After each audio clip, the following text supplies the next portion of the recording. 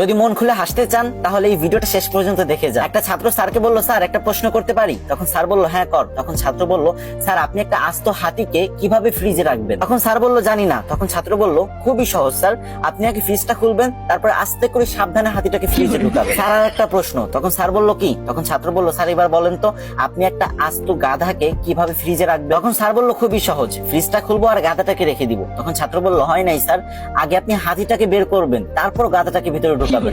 তখন স্যার বলল, আচ্ছা। তখন ছাত্র বলল, স্যার আর একটা প্রশ্ন, বনের সমস্ত পশু পাখি সিংহ মামার জন্মদিনের অনুষ্ঠানে অংশগ্রহণ করতে পারবে, কিন্তু একজন ছাড়া, সেটা? তখন স্যার একটু ভেবেচিন্তে বলল, মনে হয় বাঘ, কারণ সিংহ আর বাঘ একজন একজনকে দেখতে পারে না। তখন ছাত্র বলল, হয় নাই স্যার, গাধা, কারণ সে তো এখনো ফ্রিজের ভিতরে। তখন স্যার রেগে গিয়ে বলল, আমার সাথে মজা করিস তাই না? তখন ছাত্র বলল, না স্যার মজা করি না তো, আর একটা শেষ প্রশ্ন প্লিজ স্যার। তখন স্যার বলল, ওকে। তখন ছাত্র স্যারকে আবারও প্রশ্ন করলো, স্যার আপনাকে অসংখ্য একটা কুমির ভর্তি নদী পার হতে হবে, কিন্তু কিভাবে?